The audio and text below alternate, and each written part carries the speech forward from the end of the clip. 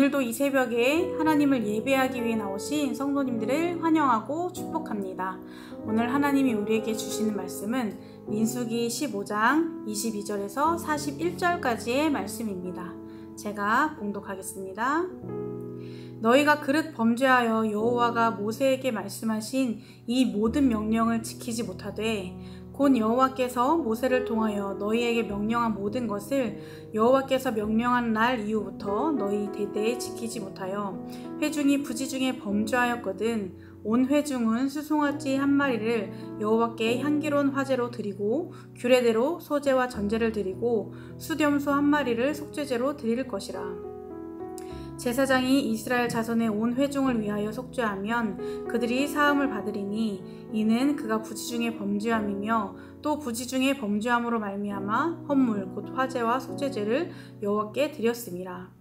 이스라엘 자손의 온 회중과 그들 중에 거류하는 타국인도 사함을 받을 것은 온 백성이 부지중에 범죄하였음이니라.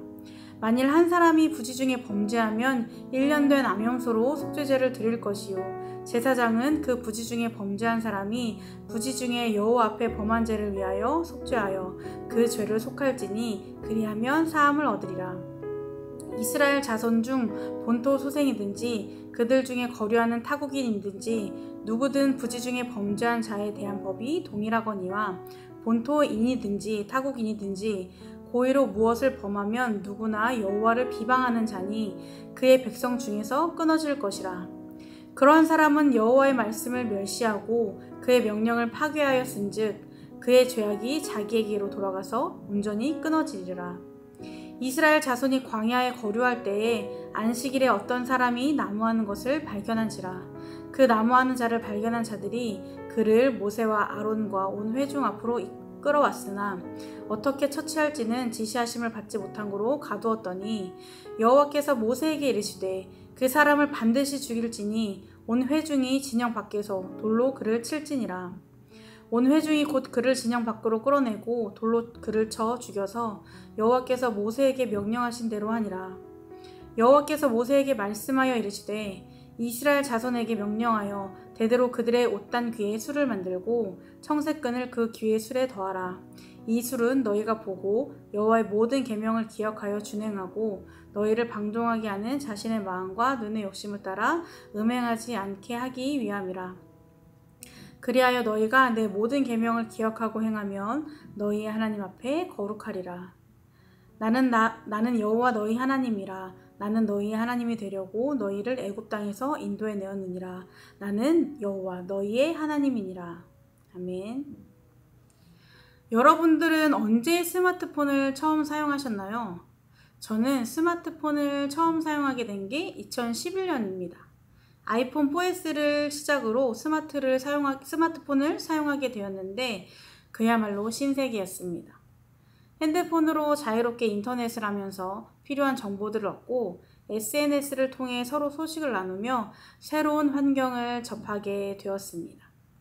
10년이 지난 지금은 스마트폰 역량인지 오프라인보다 온라인으로 물건을 구매하거나 필요한 것들을 얻는 것이 더 편해진 것 같습니다. 그런데 곰곰이 생각해보니 스마트폰을 사용하게 되면서 그만큼 편리해진 것도 많지만 그렇지 않은 부분도 있다는 것을 종종 느끼게 됩니다. 이것은 스마트폰의 역량뿐만 아니라 인터넷이 계속 발달하면서 일 수도 있다는 생각이긴 하지만 저만 그런지 몰라도 기억력이 예전 같지 않다는 생각이 많이 들게 되었습니다. 스마트폰을 하기 전에는 일반 핸드폰을 사용하면서 가족들은 물론이고 자주 연락하는 친구들의 번호는 다 외웠었습니다. 그리고 제가 기억해야 할 정보들은 놓치지 않고 기억하는 편이었습니다. 그런데 지금은 전화번호 하나 외우는 것이 쉽지 않습니다. 그리고 요즘은 내가 필요한 정보를 찾아서 애써 외우려 하지 않아도 핸드폰만 있으면 모든 정보를 손쉽게 알 수 있기 때문에 더더욱 굳이 기억하려고 애쓰지 않는 것 같습니다. 그렇다 보니 인터넷이 발달하고 우리가 쉽게 접하고 매일매일 사용하는 기기들이 더 발달할수록 그것들에 대한 의존도가 더 높아지면서 상대적으로 기억력은 사라지는 것 같습니다. 그런데 이런 상황 속에서도 우리가 꼭 기억해야 할 것이 있습니다. 바로 여호와의 계명, 하나님의 말씀입니다. 오늘 본문 말씀을 살펴보면 부지 중에 범죄한 죄에 대해서, 고의로 범한 죄에 대해서, 마지막으로 하나님의 백성은 어떤 마음으로 어떻게 살아야 하는지에 대해서 나옵니다.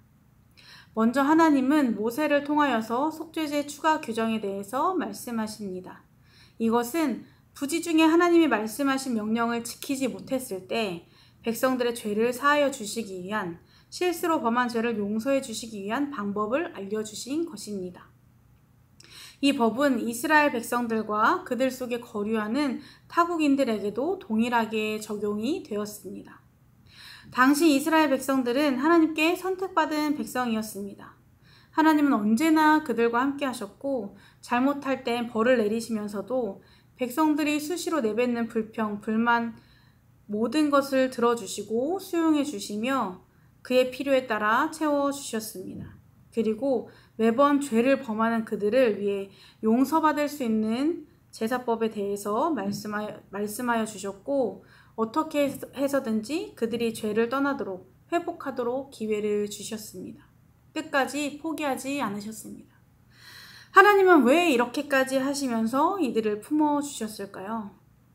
돌아서면 불평, 불만을 쏟아내고 돌아서면 죄를 범하는 이들에게 매번 또 다른 기회를 주셨을까요? 그 이유는 하나님이 바로 그들의 하나님, 우리의 하나님이시기 때문입니다.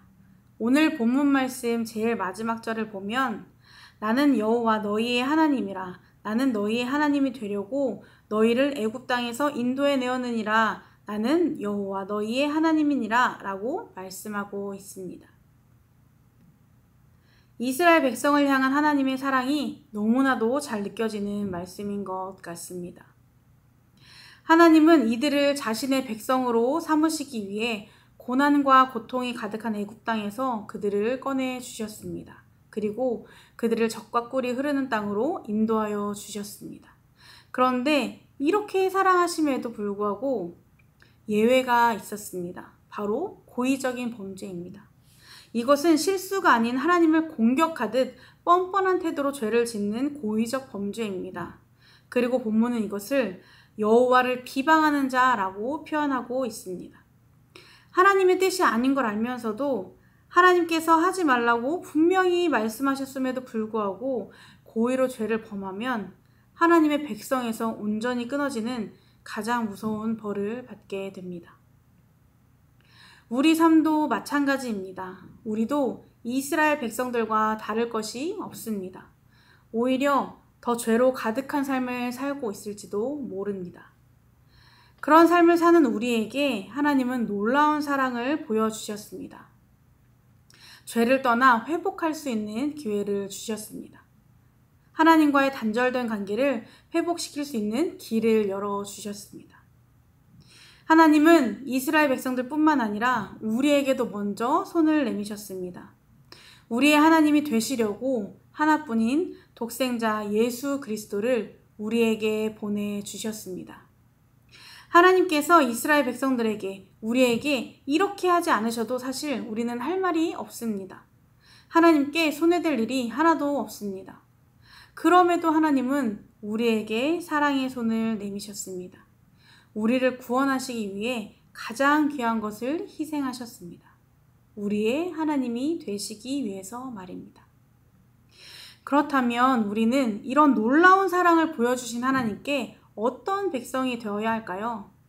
하나님의 말씀을 기억하고 그대로 행하는 백성이 되어야 합니다. 본문 말씀 37절부터 40절까지 말씀을 보면 이스라엘 백성들에게 한 가지 명령을 하십니다. 옷단 귀에 술을 만들고 청색끈을 그 술에 더하라고 말씀하십니다. 이렇게 하는 이유는 옷에 달린 이 술을 보며 여호와의 모든 계명을 기억하여 준행하고 백성들의 마음을 방종하게 하는 것을 막고 눈의 욕심에 따라 음행하지 않도록 하기 위함입니다. 한마디로 하나님 앞에서 거룩한 백성이 되기 위함입니다. 하나님의 택함을 받은 백성의 신분을 기억하게 하시려는 뜻입니다. 이 술이 하나님의 말씀을 기억하게 하는 장치가 되게 하려는 것입니다. 하나님은 이스라엘 백성들에게 죄를 범하였을 때 용서받을 수 있는 방법만 알려주신 것이 아니라 그 전에 어떻게 하면 죄를 짓지 않고 하나님의 거룩한 백성으로 살 수 있는지, 어떻게 하면 말씀을 잊어버리지 않고 기억하며 그 말씀대로 살 수 있는지를 알려주셨습니다. 애초에 죄를 멀리할 수 있는 방법을 알려주신 것입니다. 이렇게 살다가 실수로 죄를 범하였을 때 사함을 받을 수 있도록 기회도 주신 것입니다. 우리가 하나님의 거룩한 백성으로 살아가는 방법은 바로 하나님의 말씀을 기억하는 것입니다. 말씀을 기억하여 그대로 살아가는 것입니다. 하나님은 우리에게 스스로 알아서 거룩하게 살아가라 하지 않으셨고, 이스라엘 백성들에게 하나님의 말씀을 잊어버리지 않도록 말씀을 기억하도록 수를 달게 하신 것처럼 우리에겐 하나님의 말씀인 성경을 주셨습니다. 이 성경을 통해 하나님의 말씀을 알고 그 뜻을 깨닫고 기억하며 행할 때 우리의 삶은 죄와 멀어지고 하나님과의 관계는 더욱 가까워질 것입니다. 하나님은 우리의 하나님이십니다. 그리고 우리는 하나님께 택함을 받은 거룩한 백성입니다. 하나님이 우리에게 회복의 은혜, 구원의 은혜를 주신 것처럼, 하나님 사랑을 보여주신 것처럼 이제는 우리가 하나님이 베푸신 그 은혜에, 그 사랑에 우리의 마음을 보여드려야 합니다. 삶으로 그 사랑을 드러내야 할 때입니다. 우리에게 주신 말씀을 기억하고 또 기억하며 그대로 행하기를 힘쓰며 거룩한 하나님을 닮은 거룩한 백성이 되기를 소망하는 우리 성도님들이 되시기를 주님의 이름으로 축복합니다. 기도하시겠습니다. 언제나 변함없는 사랑으로 우리와 함께 하시는 주님, 그 은혜에 감사를 드립니다.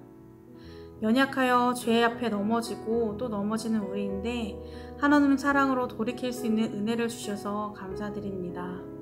오늘도 주님의 말씀을 새기며 또 기억하며 살아가는 하루가 되길 소망합니다. 우리에게 주신 말씀을 붙잡고 오늘도 죄와 씨름하며 거룩한 하나님의 백성답게 살아가도록 우리의 삶을 인도하여 주옵소서. 예수님의 이름으로 기도드립니다. 아멘. 이 시간 두 가지 기도 제목을 놓고 함께 기도하겠습니다. 먼저는 모든 상황 속에서 말씀을 붙잡고 넉넉히 승리하는 삶이 되도록, 그리고 마음을 다해 하나님의 백성답게 살아가는 오늘이 되도록 이 시간 함께 기도하시겠습니다.